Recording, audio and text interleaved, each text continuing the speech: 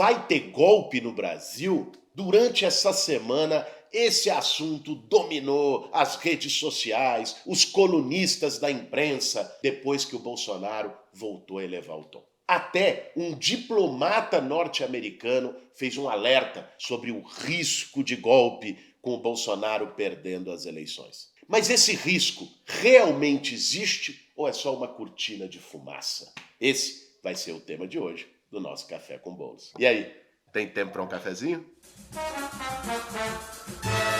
Para fazer um bom café, meu bem. O Bolsonaro, depois de um período sabático, que ele deixou de falar das urnas eletrônicas e por aí vai, voltou a ameaçar a integridade do processo eleitoral. Nas últimas semanas, ele atacou de novo o TSE, voltou a falar da sala secreta, exigiu militares no processo de apuração de novo e agora inventou uma nova. Ele quer que as eleições tenham uma auditoria paralela, feita por uma empresa privada contratada pela campanha dele. Conforme outubro vai se aproximando e ele continua bem atrás do Lula nas pesquisas, o Bolsonaro liga o modo desespero e ataca, agride as instituições e ameaça com um golpe.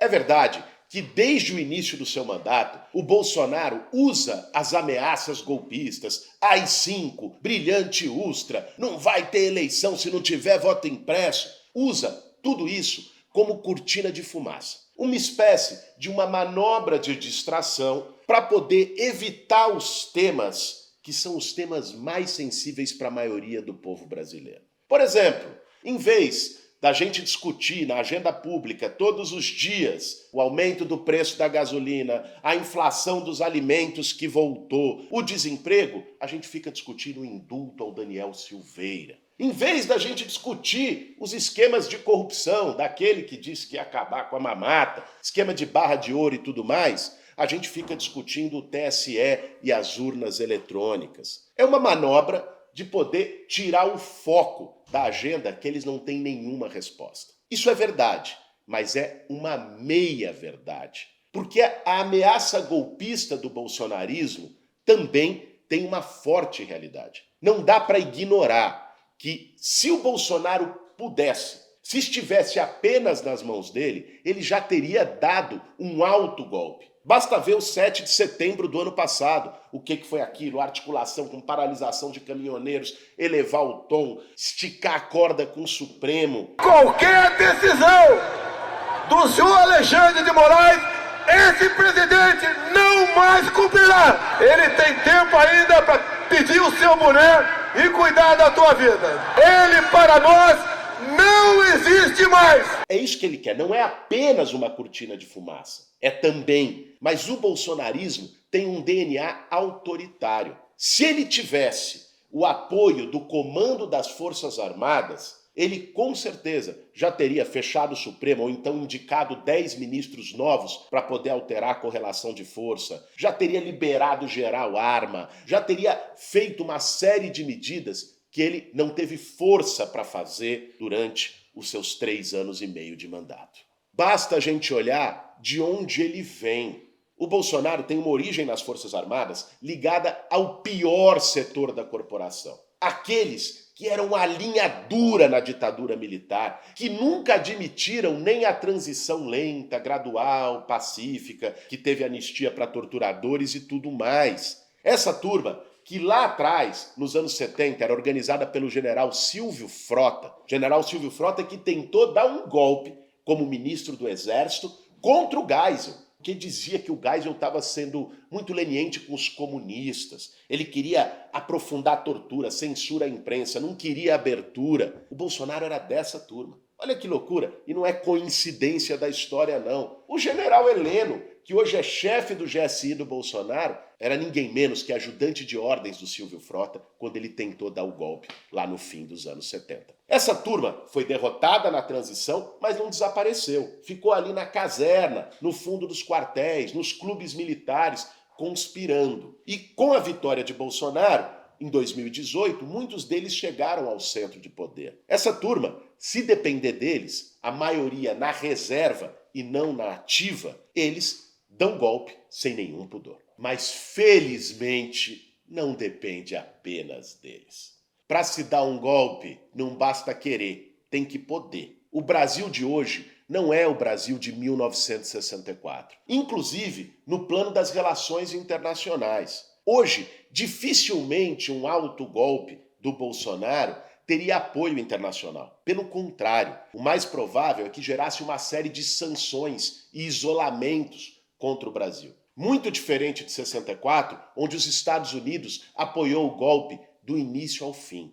Hoje é muito improvável a gente imaginar uma situação em que o comando das Forças Armadas, da Ativa, embarcaria numa aventura golpista do bolsonarismo. Não embarcou até agora, apesar de todas as insistências do Bolsonaro. Inclusive teve conflitos. O Bolsonaro foi o primeiro presidente pós-redemocratização que demitiu todo o comando das Forças Armadas no período mais grave da pandemia, quando teve enfrentamento com a linha dele. Uma coisa é ele ter no ministério e como fiéis serviçais alguns generais da reserva. Outra coisa é ele ter uma influência política direta sobre as tropas e sobre quem comanda tropas na ativa. Nós não temos hoje razões para crer, olhando o passo a passo da conjuntura, que o comando das Forças Armadas brasileiras entraria numa dessa. Agora, o fato de aparentemente não existir um risco do golpe tradicional com tanque nas ruas, não quer dizer que o Bolsonaro não vai atuar, como já está atuando, para tumultuar todo o processo eleitoral e criar um ambiente golpista.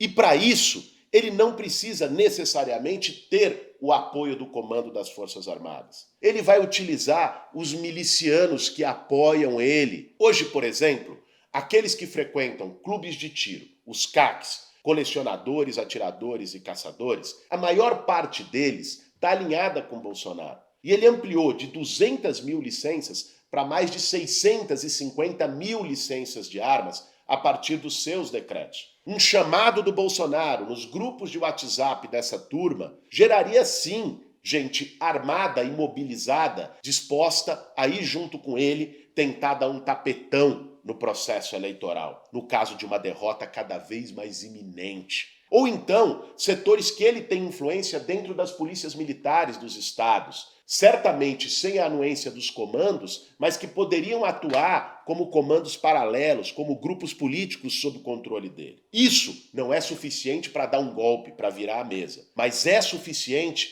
para criar um tumulto e uma tremenda confusão no país. A exemplo do que fez o Donald Trump nos Estados Unidos com o episódio no Capitólio. Ali não foram as Forças Armadas americanas que invadiram o Capitólio. Pelo contrário, combateram a invasão do Capitólio. Quem fez aquilo, além da meia dúzia de doido vestido de viking, aquela cena bizarra que vai ficar para a história, mas eram espécie dos milicianos do Trump, né? O seu núcleo duro de extremistas, muitos deles também armados. Então, gente, como resumo da ópera, vai ou não vai ter golpe? Vamos lá. Do ponto de vista tradicional, um golpe militar, vai lá, o decreto AI-6, AI-7, o que quer que seja, é muito improvável que tenha. Mas também é improvável a gente imaginar uma cena do Bolsonaro perder as eleições para o Lula e ficar quieto. E dizer, não, eu respeito a democracia, confio no processo eleitoral. Coisa nenhuma. Ele vai querer tensionar e apelar para o tapetão. E isso pode sim ter uma influência em alguns setores da sociedade, em forças de segurança, em frequentadores de clube de tiro que têm as suas armas, para querer criar um caos e tentar melar uma vitória do Lula. Até porque o Bolsonaro atua faz tempo no modo desespero. Ele sabe muito bem que saindo da presidência em 1º de janeiro do ano que vem, o que espera ele, possivelmente, é a cadeia. E não só pelos crimes que ele cometeu na pandemia, que até agora não foram julgados, mas também pela sua relação com milicianos. Histórias mal contadas, como a do porteiro do condomínio Vivendas da Barra, no caso Marielle, que podem voltar a ser investigadas e vir à tona. Ou então do assassinato, queima de arquivo do miliciano Adriano da Nóbrega na Bahia, que também pode voltar à tona. É possível que o Bolsonaro e os seus filhotes possam ir para a cadeia por crimes de homicídio. Ele sabe muito bem disso e por isso vai fazer de tudo para não largar o osso. A questão é, qual é o nosso papel do lado de cá? A gente precisa entender que não está num processo eleitoral normal. Nosso papel não vai ser apenas ir lá no dia 2 de outubro e apertar botões na urna. Essa eleição vai precisar de engajamento e de mobilização de todos nós. O maior antídoto contra a ameaça golpista é a mobilização da sociedade. É um povo organizado, é um povo atento, é um povo na rua. Mais do que nunca, nós vamos precisar fazer uma campanha nesses próximos 6 meses de trabalho de base e de rua, de conversa com as pessoas, de montar núcleos, os grupos de ação nos bairros e de fazer mobilização da sociedade, de conscientizar dos riscos que a gente está vivendo e de construir uma ampla mobilização democrática. Esse processo eleitoral é a oportunidade não só da gente se livrar do Bolsonaro, mas da gente dar um exemplo histórico de esconjurar o golpismo e dizer que ele não tem mais espaço no nosso país.